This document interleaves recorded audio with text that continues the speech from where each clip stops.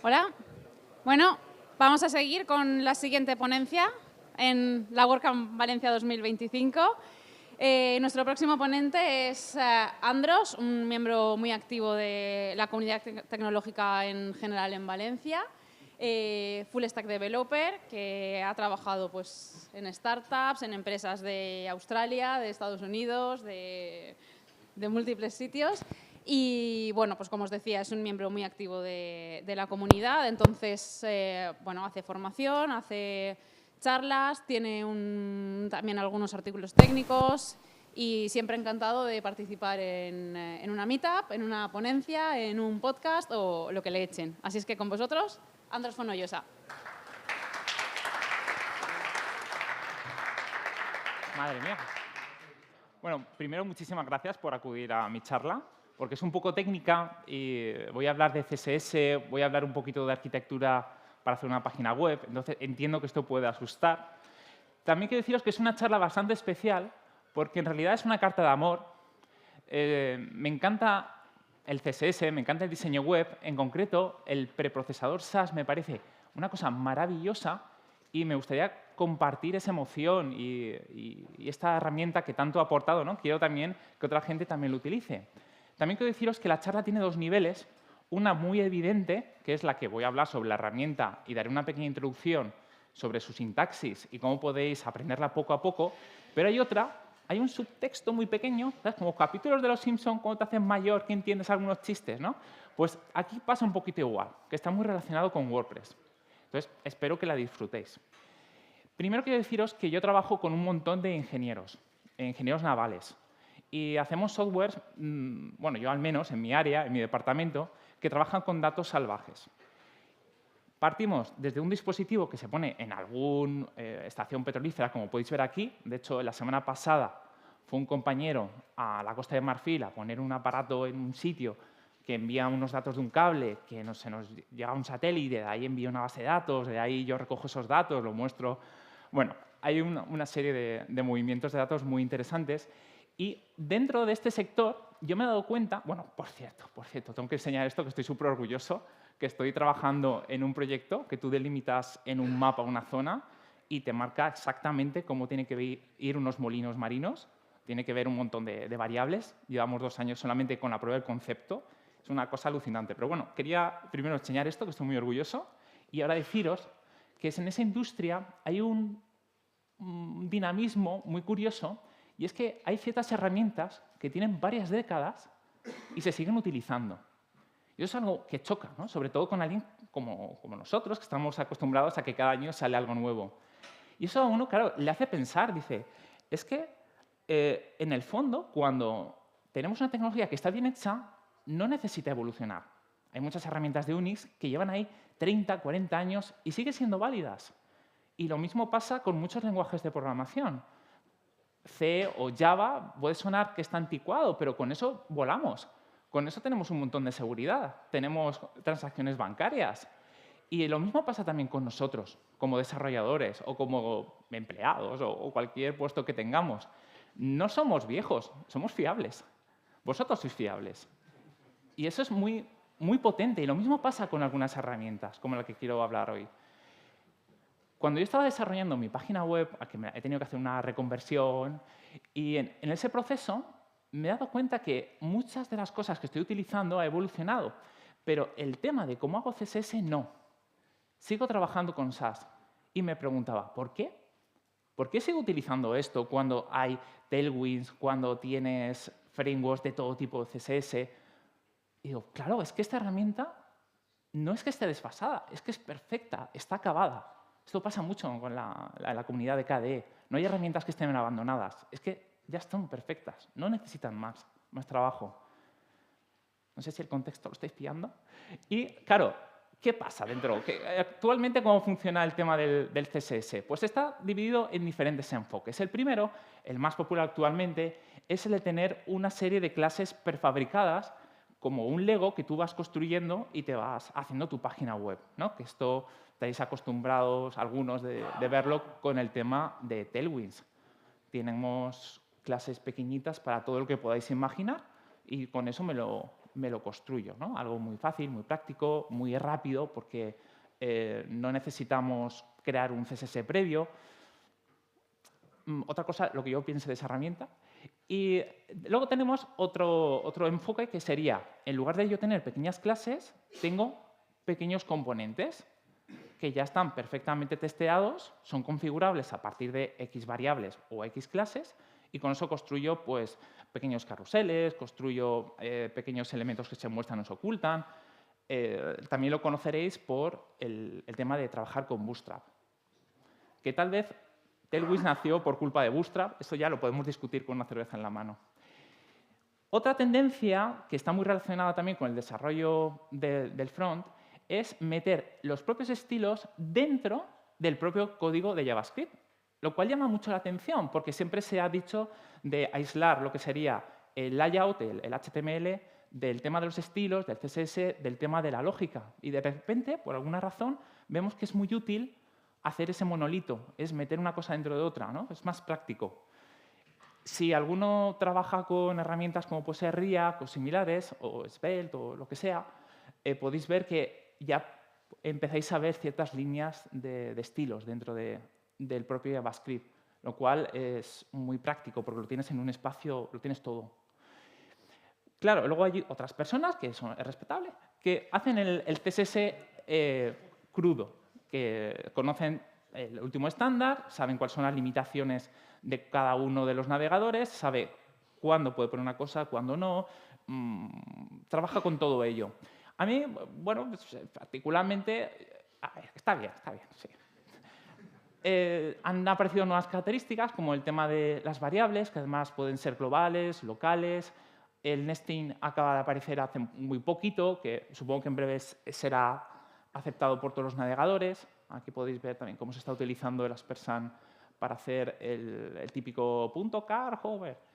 Perdonad las figuraciones que veréis por ahí. Está bien, está bien. Y luego tenemos otras herramientas que son externas, donde tú puedes coger tu propio CSS que ya existe y pasarlo por una serie de filtros para minimizarlo, para añadirle prefijos que sea compatible con ciertas versiones de navegadores, ¿no? Que sean muy antiguos. Y pasamos a lo que estamos hoy aquí, el tema de los preprocesadores. O sea, lo anterior era post, ¿no? Después de algo yo lo modifico, pues antes de hacer el propio CSS. Tenemos dos ramas, el Sass y el Less, luego hablaremos de eso. Lo importante es que yo tengo una sintaxis, que luego hablaremos de eso, muy rara, con una forma muy rara, y genera un CSS, que tiene una serie de características que tú configuras, que también están muy bien. Y eso hace que sea muy potente. Ahora lo explicaré por qué. Ahora, la pregunta del millón, ¿no? ¿Qué es Sass? Supongo que mucha gente aquí no lo conocerá. Bueno, esto es un metalenguaje. Lo mismo que sería TypeScript a JavaScript. Yo trabajo con una especie de cobertura o una sintaxis propia que se transforma en algo que sí que entiende el navegador. Y esto es muy potente porque puedo obviar o me puedo saltar los estándares. Yo trabajo con el metalenguaje.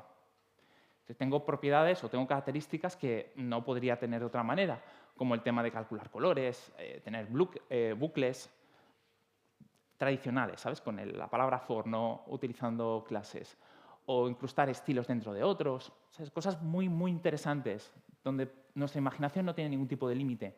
Pero el CSS final sí que va a ser un estándar. Entonces, tú coges tu archivito, le pones todo esto, que luego explicaré un poquito más en detalle, y ejecutas un comando, sass, espacio, el archivo que tú has definido, todo lo que tú quieres trabajar, el output, cómo quieres que sea el archivo, y ya está. Y esto lo puedes incrustar dentro de WordPress o en cualquier framework de front que tú estés imaginando. Vale. ¿No? Tenemos aquí el resultado final. Esto sí que lo entendemos, lo otro no. Fantástico. Ahora vamos a meternos un poquito más con el tema de la sintaxis. Vale, ¿qué propiedades tienen de interesante que valga la pena este esfuerzo extra de aprender, compilar y, bueno, revisar que todo ha ido bien? Primero, os quiero decir de que muchas de esas características han sido copiadas por el estándar de CSS, Pero aquí sigue siendo más potente. Es mucho más flexible, permite más posibilidades, vamos a decirlo así. Aquí tenemos una variable muy similar a lo que ya hemos visto antes o ya conocéis. La sintaxis es mucho más fina, solamente tenemos aquí un $, la variable. Incluso podemos tener una local dentro de este contenido. También podéis percibir que es mucho más ligero en sintaxis. No tenemos el punto y coma, no tenemos las llaves, no tenemos que tener tampoco bueno, ciertas propiedades como 2 puntos root, ¿no? Puedo tener mucha más libertad. Y es muy interesante porque este color sería este de aquí. Vale. También tenemos otra posibilidad que es tener un grupo de estilos que son configurables. Si sabéis programar o conocéis las funciones, sería equivalente a una función. Yo tengo una serie de características que puedo, a través de parámetros, modificar y luego meter en lo que yo necesito.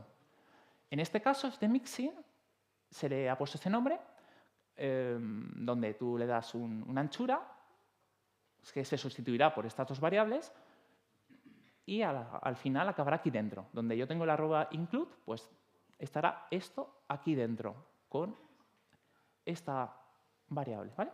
Incluso esto lo puedes complicar un poquito más, porque le metes también un segundo parámetro donde yo diga, oye, esto puede ser circular, y si lo das como true, ¿no? En este caso, pues tengo esto mismo aquí dentro. Yo tengo un fichero de mixing lleno de herramientas de este estilo, un montón de animaciones y demás cosas. Entonces, cuando yo empiezo a trabajar, lo incluyo y voy utilizándolo y voy muy rápido. Esto, insisto, que es un enfoque. ¿Esto puedes conseguir lo mismo utilizando una clase normal y corriente? Sí, y utilizando modificadores y tal vez alguna herramienta intermedia. Es otra forma de trabajar. Vale, también tenemos el nesting, o meter cosas dentro de cosas. Aquí veis que es igual el tema de poner el aspersant, salvo por una cosa que me voy a guardar para más adelante. También podemos partir propiedades donde estamos repitiendo un mismo texto, ¿no? Como sería padding, top, left, right, o utilizar block, inline. Yo puedo meterlo dentro para que sea visualmente mucho más fácil de trabajar. Y tengo otra posibilidad, esto es un ejemplo real de mi propia página web, donde yo necesitaba en mi text area que tuviera las mismas propiedades del input que yo había definido. Claro, que digo, pues esto es repetir, o es irme al propio HTML y decir que tengas la clase input y que tengas la clase de text area. Muy feo. Bueno, pues le digo, oye, quiero que extiendas todo lo que hay aquí. Entonces, esto mismo va a estar aquí dentro. Y además le añado una pequeña modificación. Esto es muy potente. Queda todo muy limpio. Puedo también jugar con el tema de condicionales. Decir, oye, si se cumple cierto valor aquí, pues me gustaría que estuviera esto o esto o esto. Los que sabéis un poquito de JavaScript os sonará este tipo de sintaxis. O puedo jugar mucho más. Este es un ejemplo muy tonto donde yo genero una animación en la cual va lloviendo en mi página web. O sea, lo que hace es se genera una serie de bloques, bueno, esto, se genera una serie de estilos, ¿vale? Yo tengo dentro de mi HTML muchos divs con este mismo nombre de la clase y esto genera, en concreto, 50 estilos para cada uno de los hijos con un left aleatorio, con un retardo de que empieza la animación también aleatorio, con una duración aleatoria, con una opacidad aleatoria. Y con esto, pues, tengo con este bloque y un mismo HTML repetido, tengo un efecto de lluvia. Me he ahorrado un montón de trabajo aquí. O podemos hacerlo de Navidad, el típico, ¿no?, de cuando cae Navidad. Y da otro punto más que a mí es la parte que más me gusta y por la cual disfruto también componiendo y preparando mis páginas web, y es que yo puedo definir una arquitectura o lo puedo dividir en archivos más pequeños donde se entienda mucho más qué hace cada cosa, ¿no? En qué se divide cada una de las responsabilidades. Es un fichero muy largo, esta es la primera diapositiva, la siguiente veis el otro lado del archivo, pero aquí podéis ver cómo yo empiezo teniendo un archivo, es .sas, lo que pasa es que cuando se hacen las importaciones no hace falta poner las extensiones, por eso solamente lo veis con el nombre. Yo tengo el típico archivo normalize que todo el mundo utilizamos, ¿no?, que nos descargamos y lo metemos, pues yo lo tengo preparado, lo pongo al principio de mi fichero. Luego yo tengo otro con un montón de variables donde defino colores, gaps, tipografías y todo eso lo voy reutilizando en mi página para que sea coherente.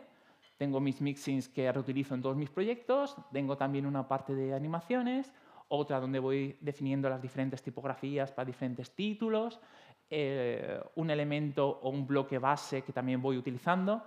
Si os interesa todo lo que estoy diciendo, tengo una charla de CSS defensivo fantástico, donde hablo sobre esta arquitectura 7.1 y muchas más cosas. Solamente dejo un extracto.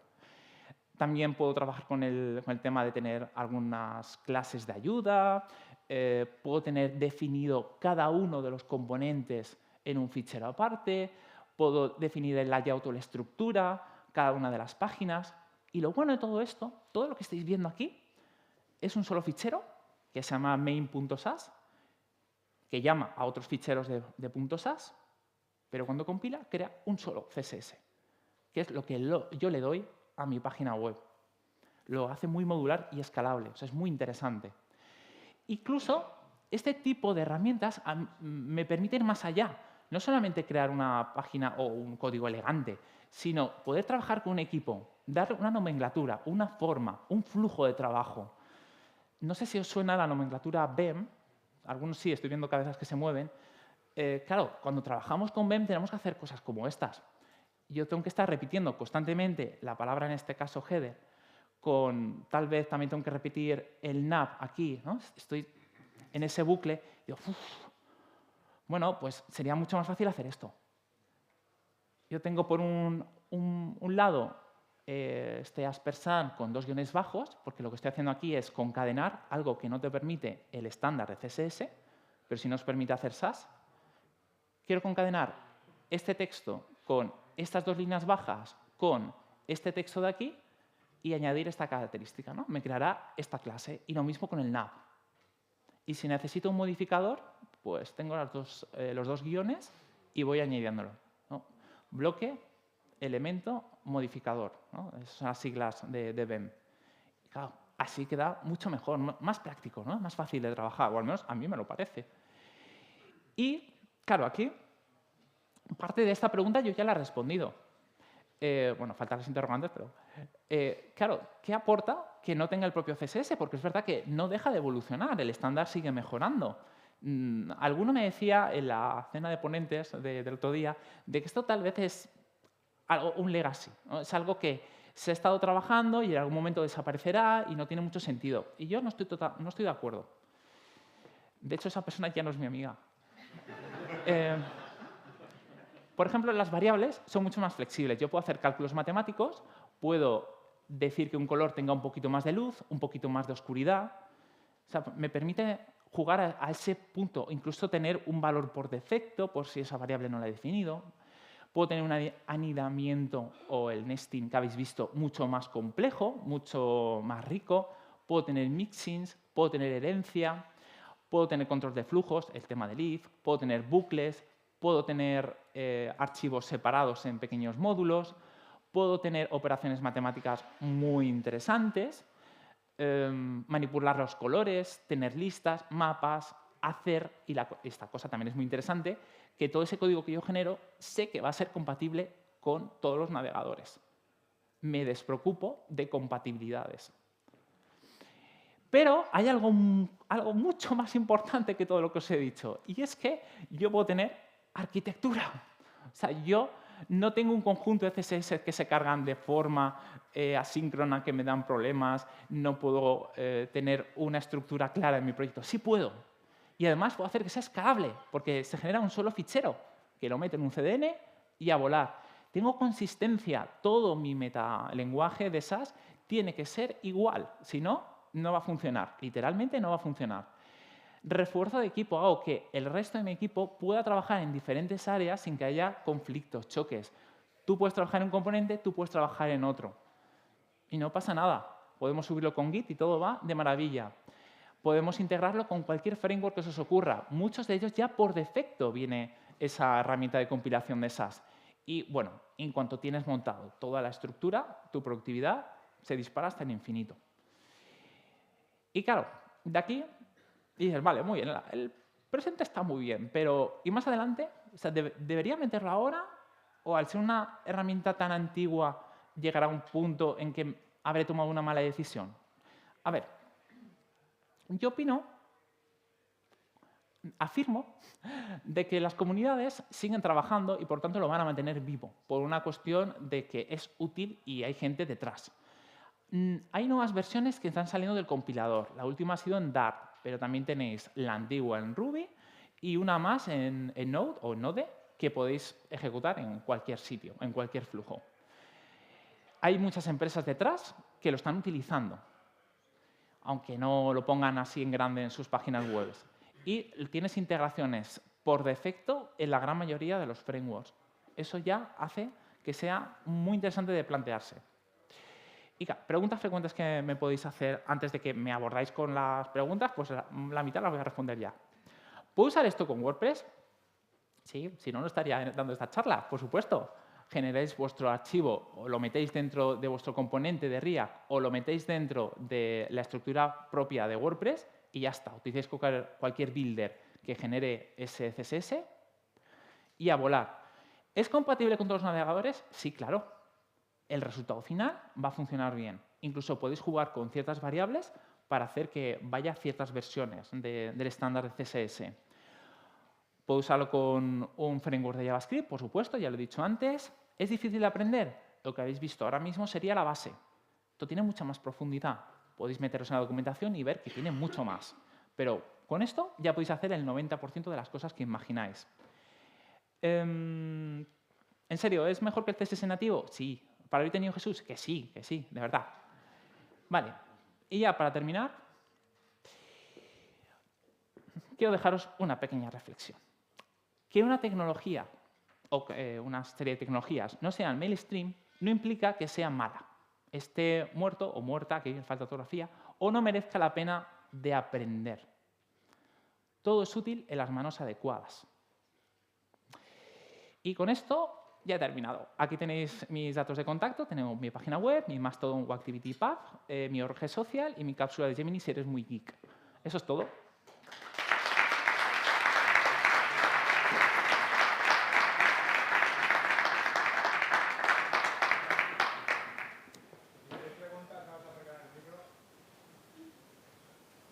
He ido un poco rápido, ¿no? Bueno, si tienes tiempo de café.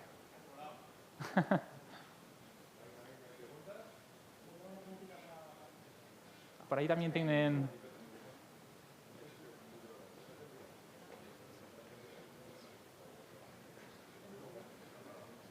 Hola, hola, hola. Perfecto.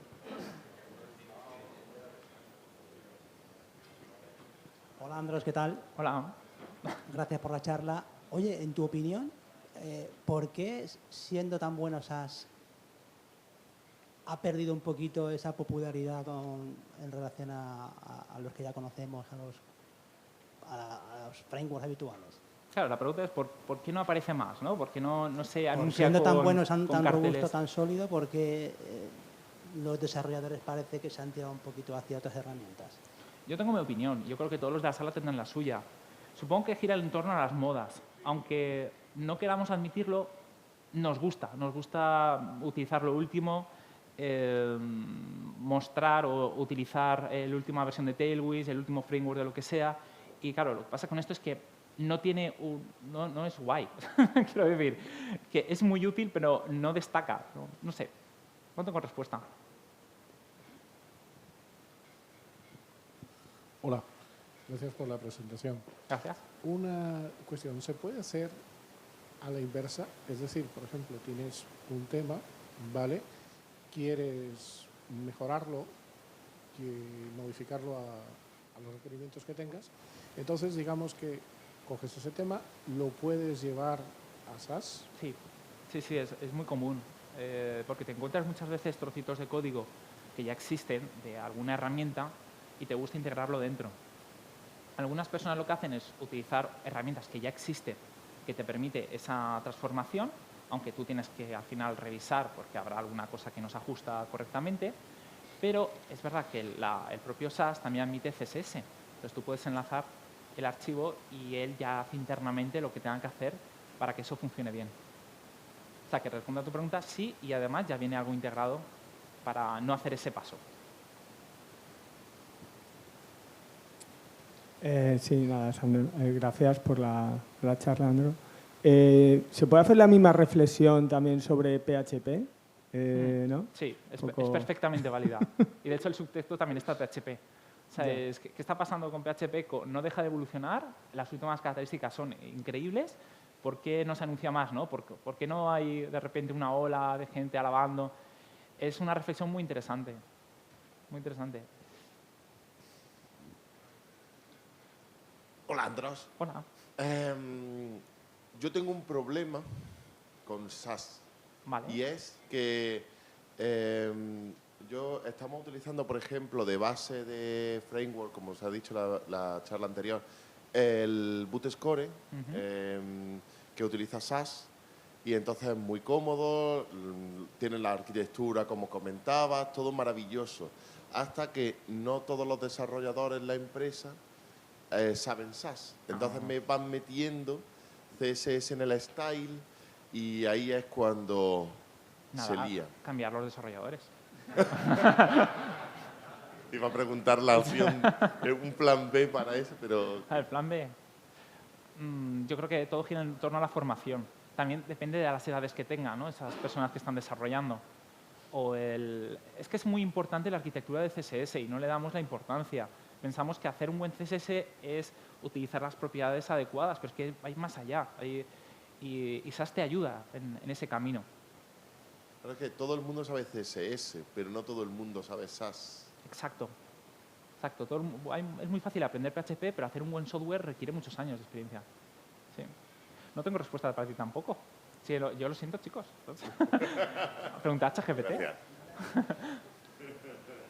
Vale, pues yo creo que ya hemos terminado, ¿no? Ah, hay una pregunta más. O dos. Nada, yo he hecho una pregunta antiguamente, y parece que seamos aquí muy viejos. Bueno, yo utilizaba Gulp o Grunt para Sí, compilar. Yo también, yo también. Y eso nos ofrecía herramientas como hacer un watch para que te fuera compilando y todo. Ahora eso ya queda como muy old, ¿no? Está desactualizado y hay herramientas como Byte, por ejemplo, que te lo permite. Pero noto que Byte no es tan sencillo como antes era tirar de Grunt o Gulp. ¿Existe algo que no me he enterado que puede ser que sea tan fácil como Grunt o Gulp y que nos dé ese watch, A ver, esas herramientas que nos daba? es, como dicen por aquí, canela fina. O sea, si sabes utilizarlo bien, a mí también me costó. Me tuve que empapar. Pero tengo un pequeño fichero JSON con 2 propiedades y me compila el SAS de forma automática. O sea, yo te puedo decir que le dediques más tiempo a Vite. Pero yo también he utilizado muchos años Galp. De hecho, vi aquí una charla justamente aquí de Galp. Y está muy bien, pero ves que las nuevas herramientas automatizan muchísimas cosas que hacíamos manualmente. Una oportunidad a Byte otra. A ti. ¿Ya, no? ¿O hay uno que más? Yo también quiero café. Vale. Muy rápido. Nada, bueno, gracias por la charla y tal. En el caso concreto de WordPress, otra cosa que yo creo que es bastante útil es la posibilidad de... Tú has dicho que generas un archivo MINE, ¿no? Y con eso compilas un único Sí. CSS. Pero claro, en el caso de WordPress, por ejemplo, cuando tú haces webs con varios custom post types, otra cosa que creo que es súper útil es el hecho de poder generar un archivo CSS para cada uno de esos post types que tú has generado, ¿no? Y que de alguna manera los desvincula. Y eso sin herramientas como SAS sería la hostia difícil y mantener la coherencia, ¿no? Entonces, ese tipo de salidas también creo que son... Bueno, no sé si opinas lo mismo, ¿no? O si es mejor Opino tener exactamente lo un mismo. único archivo Sí. o archivo por CPT, ¿no? Es que depende también del enfoque bueno, y el legacy, ¿no? El contexto en que tú estés trabajando. Lo ideal siempre ha sido ese. Yo tengo separado mi archivo y ya está, ¿no?